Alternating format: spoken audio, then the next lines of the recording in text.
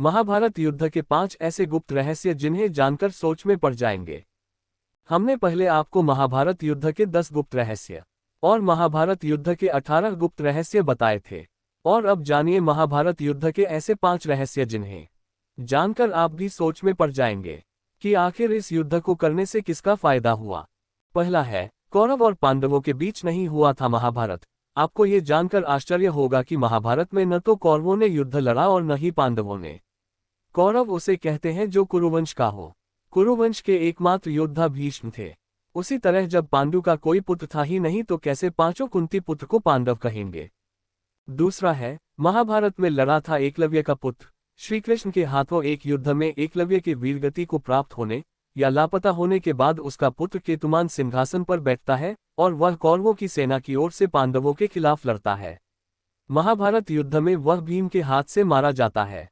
तीसरा है, श्रीकृष्ण के पुत्र और महाभारत। महाभारत के युद्ध में श्रीकृष्ण की नारायणी सेना कौरवों की ओर से पांडवों के खिलाफ लड़ी थी, परंतु बलराम सहित श्रीकृष्ण के सभी पुत्रों के महाभारत के युद्ध में शामिल होने का जिक्र नहीं मिलता है, जबकि उस समय श्रीकृष्ण के पुत्र प्रद्युम्न और साम सहित 16 महारथी पुत्र थे।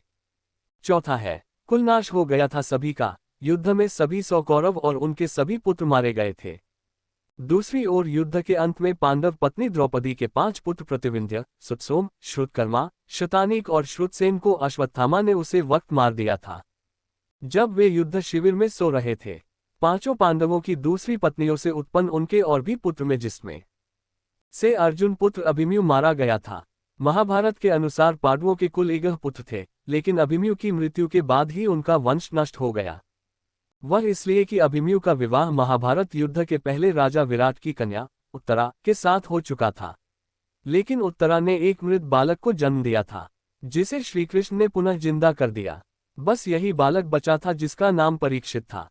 पांडव पक्ष के विराट और विराट के पुत्र उत्तर, शंख और श्वेत, सात्यकी के 10 पुत्र, अर्जुन पुत्र इरावान, द्रुपद, द्रौपदी के 5 पुत्र, धृष्टद्युम्न, शिखंडी, कौरव पक्ष के कलिंगराज भानुमान, केतुमान, अन्य कलिंग वीर, प्राच्य, सौवीर, क्षुद्रक और मालवीर आदि सभी मारे गए थे।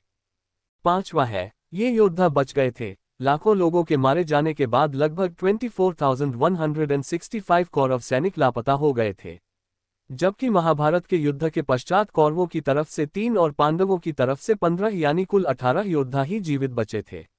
माना जाता है कि महाभारत युद्ध में एकमात्र जीवित बचा कौरव युयुत्सु था। युधिष्ठिर ने युद्ध के मैदान में ही सभी योद्धाओं का अंतिम क्रियाकर्म करवाया था। महाभारत युद्ध की समाप्ति के बाद कृतवर्मा, कृपाचार्य, युयुत्सु, अश्वत्थामा, युधिष्ठिर, अर्जुन, भीम, नकुल, सहदेव, श्रीकृष्ण, सात्यकी आदि जीवित बचे थे। इसके अलावा धृतराष्ट्र, द्रौपदी, गांधारी, विदुर, संजय, बलराम, श्रीकृष्ण की पत्नियां आदि भी जीवित थे। युद्ध के बाद शाप के चलते श्रीकृष्ण के कुल में भी आपसी युद्ध शुरू हुआ जिसमें श्रीकृष्ण के पुत्र आदि सभी मारे गए। बलराम ने ये देखकर समुद्र के किनारे जाकर समाधि ले ली। श्रीकृष्ण को प्रभास क्षेत्र में एक बहेलिये ने पैर में तीर मार दिया जिसे कारण बनाकर उन्होंने देह त्याग दी। बचे लोगों ने कृष्ण के कहने के अनुसार द्वारका छोड़ दी और हस्तिनापुर की शरण ली। यादवों और उनके भोज्य गणराज्यों का अंत होते ही कृष्ण की बसाई द्वारका सागर में डूब गई। धृतराष्ट्र और गांधारी ने पांडवों के साथ रहते रहते 15 साल गुजार दिए। तब एक दिन भीम ने धृतराष्ट्र व गांधारी के सामने कुछ ऐसी बातें कह दी जिसे सुनकर उनके मन में बहुत शोक हुआ और दोनों वन चले गए। उनके साथ गांधारी, कुंती, विदुर और संजय भी वन में रहकर तप करने लगे। विदुर और संजय इनकी सेवा में लगे रहते और तपस्या किया करते थे। एक दिन युधिष्ठिर के वन में पधारने के बाद विदुर ने देह छोड़कर अपने प्राणों को युधिष्ठिर में समा दिया। फिर एक दूसरे दिन जब धृतराष्ट्र और अन्य गंगा स्नान कर आश्रम आ रहे थे तभी वन में भयंकर आग लग गई। दुर्बलता के कारण धृतराष्ट्र, गांधारी व कुंती भागने में असमर्थ थे, इसलिए उन्होंने उसी अग्नि में प्राण त्यागने का विचार किया और वहीं एकाग्रचित होकर बैठ गए। इस प्रकार धृतराष्ट्र, गांधारी व कुंती ने अपने प्राणों का त्याग कर दिया। संजय ने ये बात तपस्वियों को बताई और वे स्वयं हिमालय पर तपस्या करने चले गए। धृतराष्ट्र, गांधारी व कुंती की मृत्यु का समाचार जब महल में फैला तो हाहाकार मच गया। तब देवर्षि नारद ने उन्हें धैर्य बंधाया।